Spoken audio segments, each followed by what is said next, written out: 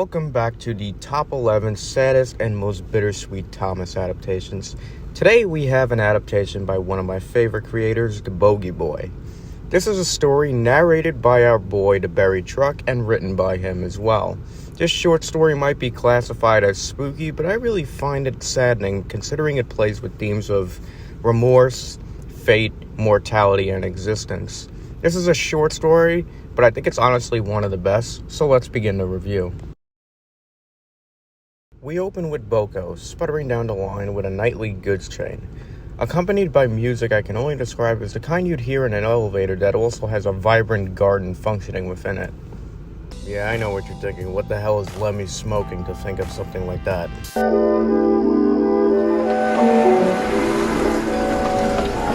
Boco enjoyed taking the night goods. The evening air was crisp, and it was nice running with no other engines around. Best of all, the trucks were too busy sleeping to cause any mischief. One foggy evening, he arrived on the other railway right on time. He parked his trucks and made his way to the shed.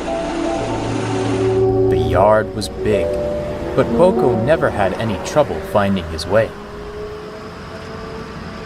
Tonight, however, the fog was so thick, he had completely lost his bearings.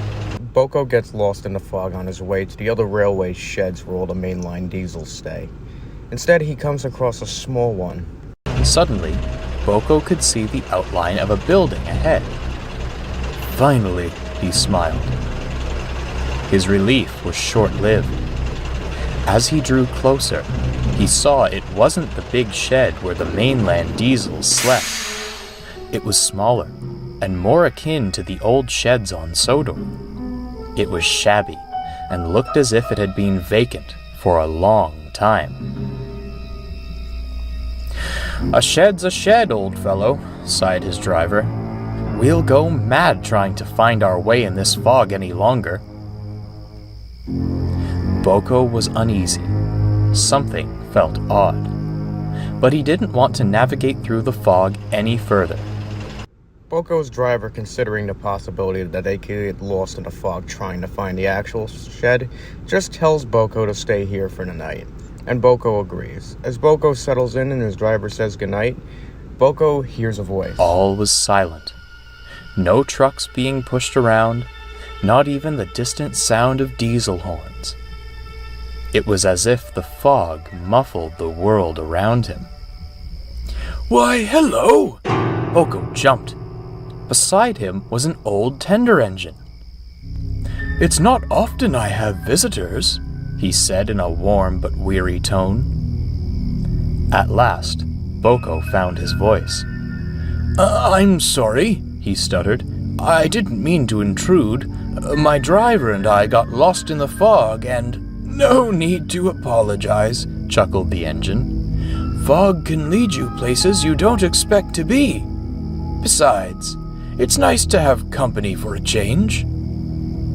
Well, Boco and the engine engage in a friendly conversation, until the fact of Boco being a Sodor engine comes up and strikes a bit of a nerve with the old engine. "But I've never seen this shed before. Or you, for that matter." The old engine chuckled again. "You're not the only one. Seems I'm invisible to most who work here." The engine eyed Boco up and down.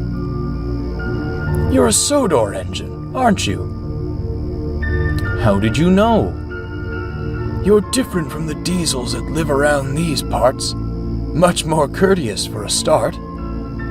I was a Sodor engine too, many moons ago." Boco was surprised. "Yes, it's true," laughed the engine, spying the look of shock on Boco's face. "Used to work at the big station. Lovely place it was." The engine sighed and looked down at his buffers.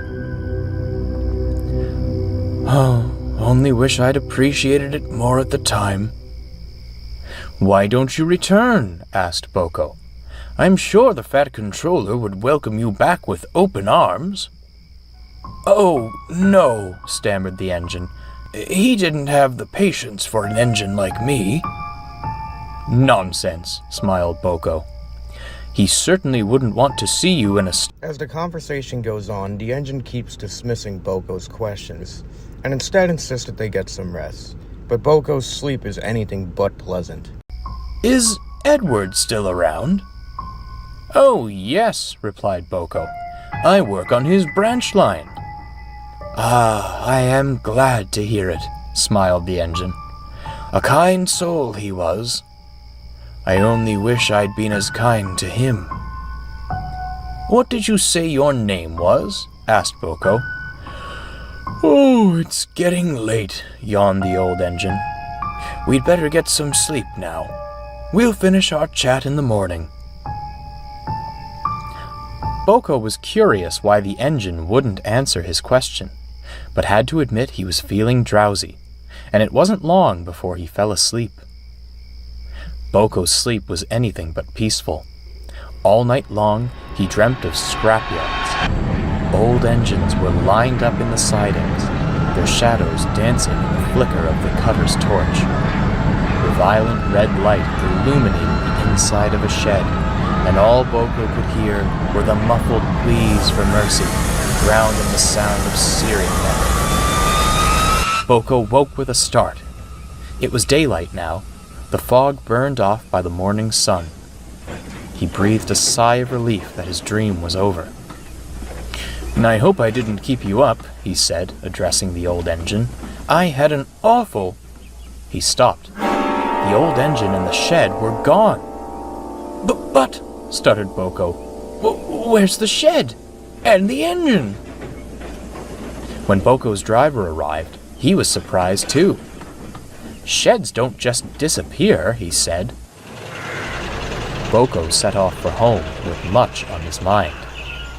He didn't know what to make of the old engine, the disappearing shed, or his dream. He did know, however, that he'd be having a long talk with Edward.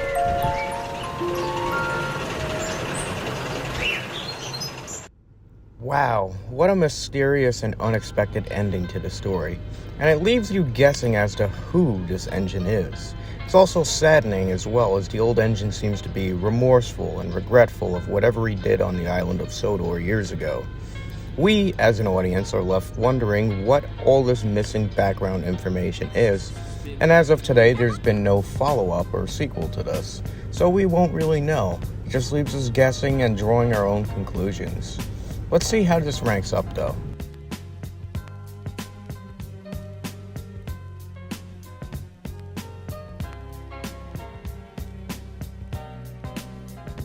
Bogey Boy has always been good at graphically shooting the cinematography and really immersing you into the world here. Considering most of this takes place at night, the fog effects are good and allows us to see a lot of the detail, regardless of the murkiness. These passing shots and third-person shots of Boco are really great, as well as him moving around the environment from a static passing camera. The foggy environment itself has something interesting, and that's this greenish blue hue that covers a lot of it. It makes the greenery in Boco's paint stand out in a dark environment. It's a great design choice. 10 points. The writer of this adaptation is also our narrator and voice actor here, and that's the Buried Truck. And it really shows his vocal range and ability to change his voice in between lines flawlessly. I love the raspy voice he comes up with for the old engine, as if the engine is wheezing in every line that is spoken. No need to apologize, chuckled the engine. Fog can lead you places you don't expect to be. Besides, it's nice to have company for a change. I also love his Boco voice, which is a less textured, lower register of his own speaking voice. He stuttered. I didn't mean to intrude. My driver and I got lost in the fog and... Although there are some bits where the baritone-sounding voice switches to a higher pitch, and that's my only criticism for his performance. Thank you, smiled Boco. I must admit, I am surprised. I've been taking the night goods for years. but it has to be hard to maintain that low voice for extended periods of time and flip it back and forth between the wheezing, older engine and Boco's low baritone, grandiose speaking voice. And it sounds a little strange sometimes, but overall I think it's a top-notch performance, so I'm giving him the 19 points here.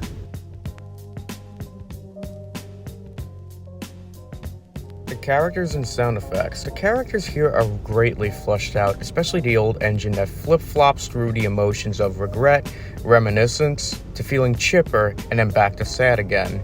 He's a mysterious character, and there's not a lot of information about him, but there's so much emotion that really everything that comes out of his mouth is information. But it's all speculation to us as an audience what he's really talking about. Boco's character here is curious innocence, and it really shows from the way he interacts from the old engine. The sound effects are cool here, however, some of them are repeated quite a bit, especially during Boco's nightmare sequence. That scream sound effect is repeated 3 times before we get this fun higher pitch of it as it fades out. Old engines were lined up in the sidings, their shadows dancing in the flicker of the cutter's torch. The violent red light illuminated the inside of a shed, and all Boco could hear were the muffled pleas for mercy, drowned in the sound of searing metal. So overall, I'm going to give it 9 points here.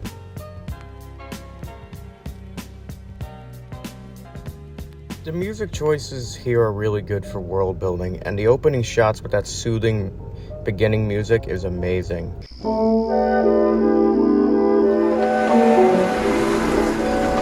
As well as the piano pace we hear when Boco is puffing around the line looking for the sheds.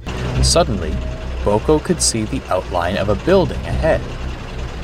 And I especially love that sci-fi mystery soundtrack at the end where Boco is heading home questioning everything that transpired. He did know, however, that he'd be having a long talk with Edward. 10 points. And the final score is a 48 out of 50 for Company for Boco. This is a really amazing feel-good but mystery adaptation, and a story that likes to play with tone like they're playing with a fiddle. And it's definitely one on my highly recommended list. I hope you all enjoyed this review, and as always, I will see you in the next one.